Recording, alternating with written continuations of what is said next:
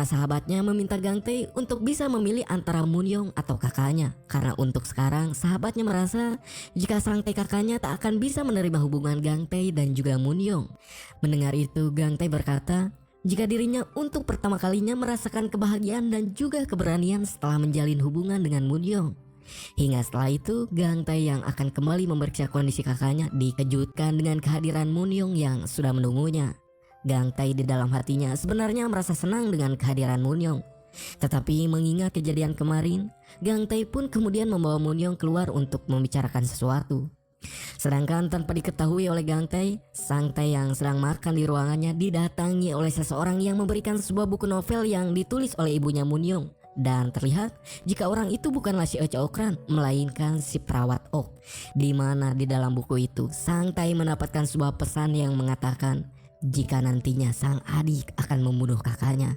Entah apa maksud dari kepala perawat Ok, sebab scene kembali berpindah kepada Gang Tae dan juga Moon-young. Di mana Moon-young meminta kepada Gang Tae untuk tak lagi mengkhawatirkan Sang Tae kakaknya seperti dulu dan lebih memilih dirinya. Tentu saja perkataan itu membuat Gang Tae emosi karena Moon-young tak bisa mengerti dengan kondisinya saat ini. Kesal dengan itu Gang Tae pun berkata jika dirinya menyesal telah menerima perasaan Moon-young karena keputusan itu membuat Sang Tae kakaknya kini mulai menjauh darinya.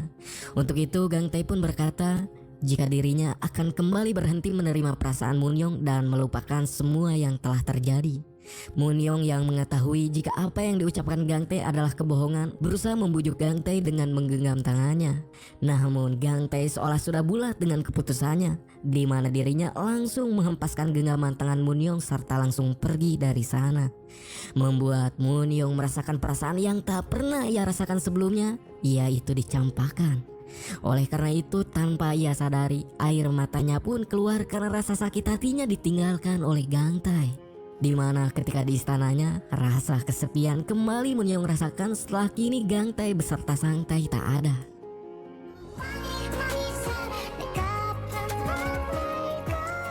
Di sisi lain, Namjoon si sad girl malah merasakan perasaan berbeda ketika si manajer yang memiliki perasaan kepadanya terus berusaha memepetnya. Membuat Namjoon yang selalu terlihat sedih karena cintanya ditolak oleh Gang Tae, kini perlahan kebahagiaan ia rasakan ketika si manajer selalu bertingkah konyol. Membuat Namjoon selalu tersenyum jika bersama si manajer.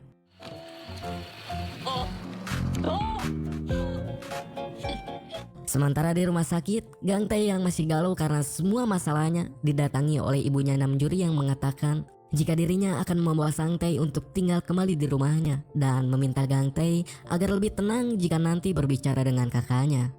Gang Tae yang mendengarnya merasa berterima kasih kepada ibunya Namjoon, kemudian menemui Namjoon untuk memintanya melakukan sesuatu.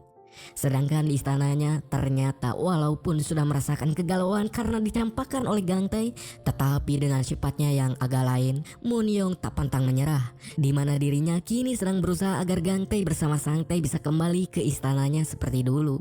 Di mana dirinya berusaha memprovokasi Sang Tae dengan memfotokan dirinya yang sedang merusak kaset DVD kesukaan Sang Tae. Namun hal itu tak mendapatkan respon apapun dari Sang Tae. Tetapi Moon-young yang tak pantang menyerah kembali melakukan sesuatu untuk menarik perhatian Gang Tae, di mana dirinya menghair kepalanya agar panas dan mengirimkan hasil termometer untuk membuat Gang Tae panik. Namun lagi-lagi rencananya malah gagal karena Gang Tae sama sekali tak membaca pesan yang ia kirimkan.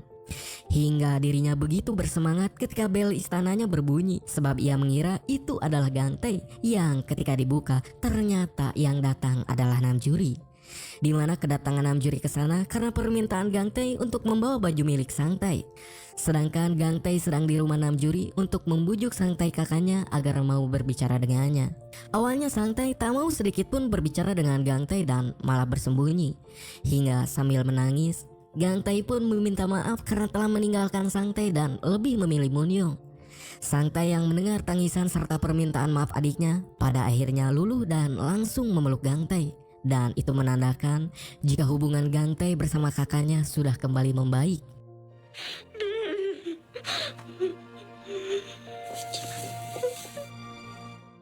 Sementara Namjuri di istana Munyong awalnya ingin segera pergi dari sana.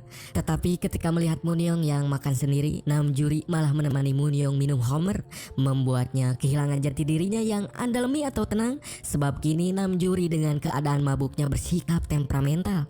Di momen itu Namjuri meluapkan kekesalannya kepada Munyong dengan menampar wajah Munyong karena telah merebut Gangtae darinya. Munyong yang memiliki sifat temperamen kali ini tak membalas perbuatan Namjuri kepadanya. Bahkan seolah dirinya sengaja melakukan itu agar hubungannya bersama Namjuri bisa lebih baik. Hingga tak lama datanglah si manajer untuk membawa Namjuri dari istana Munyong. Di mana si manajer yang mengetahui kondisi Munyong sedikit memberikan nasihat kepada Munyong mengenai masalahnya.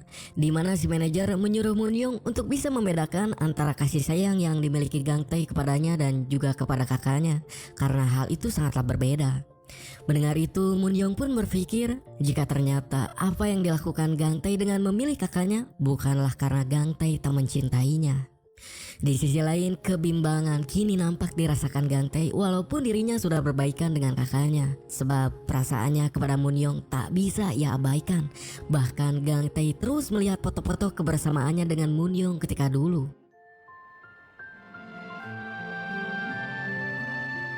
Singkat cerita, pagi pun datang. Gangtae yang kembali bekerja di rumah sakit ternyata dirinya kini dalam keadaan demam.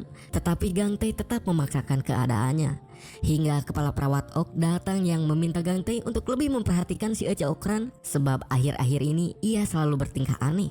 Dimana ketika Gangtae memperhatikan si Ece Okran, dirinya melihat ada sesuatu yang aneh ketika ayah Munyong tiba-tiba mendatangi si Ece Okran yang saat itu sedang bersenandung. Bahkan ayahnya Munyong langsung berusaha mencelakai si Ece Okran dengan mencekiknya.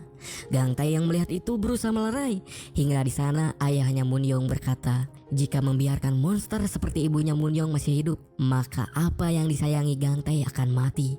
Mendengar itu membuat Gangtae bertanya-tanya dengan semua yang dikatakan oleh ayahnya Munyong. Untuk itu Gangtae pun kemudian membicarakan hal itu dengan si Abah Direktur. Yang mana si Abah Direktur menyuruh Gangtae untuk mewaspadai si Ece Okran sebab kemungkinan dirinya adalah ibu dari Munyong.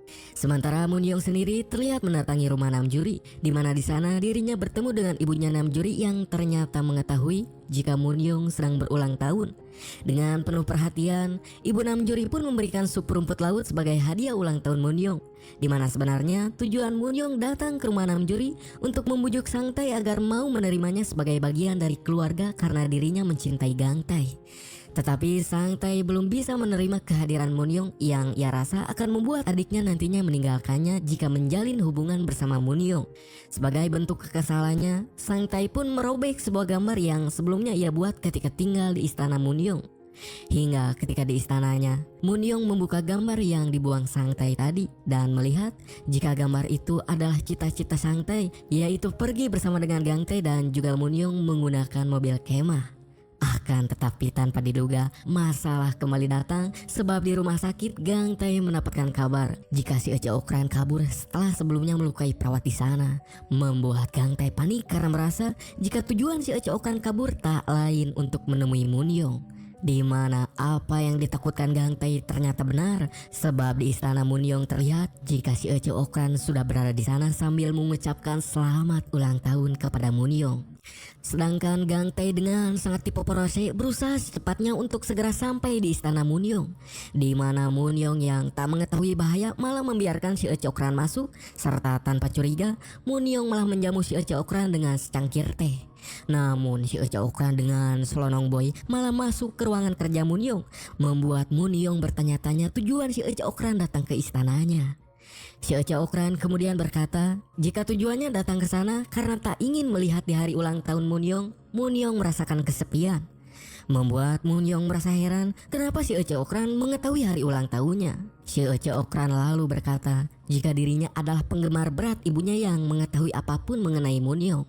Hingga ketika si Ece Okran mengambil bolpoin kesukaannya Munyong, membuat Munyong emosi dan langsung merebut bolpoin itu. Namun ternyata si Ece Okran pun mengambil kembali bolpoin itu dengan kasar, membuat tangan mulus Munyong terluka. Hingga tak lama Gangtae pun datang dan ketika melihat Munyong, Gangtae pun langsung memeluk Munyong dengan sangat erat. Namun ketika mengetahui jika si Ece Okran sudah pergi, Gang Tae pun malah kembali sojaim dengan mengabaikan Moon-young karena ingin menangkap si Ece Okran. Membuat Moon-young langsung pergi ke kamarnya karena merasa diabaikan sebab kedatangan Gang Tae hanya untuk menangkap pasien rumah sakit yang kabur. Gang Tae yang sudah tak bisa lagi menahan perasaannya melihat wanita yang ia cintai pundung pada akhirnya menyusul Moon-young ke kamarnya untuk mengobati luka di tangannya. Hingga di sana Gang Tae yang sudah terkangen-kangen pada akhirnya mencumui Moon-young kembali, membuat Moon-young kembali tersenyum bahagia.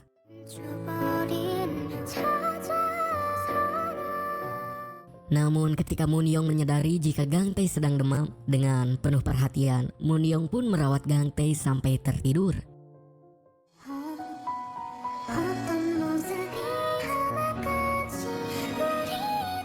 Ketika pagi datang setelah kondisi demam Gang Tae sembuh, Gang Tae lalu meminta Moon-young untuk mendengarkan ceritanya tentang Sang Tae, di mana Gang Tae menceritakan alasannya dari kecil selalu berpindah-pindah tempat setiap musim semi, sebab hal itu berkaitan dengan trauma yang dialami Sang Tae ketika melihat ibu mereka dibunuh oleh seseorang dan ciri-ciri pembunuh itu adalah kupu-kupu.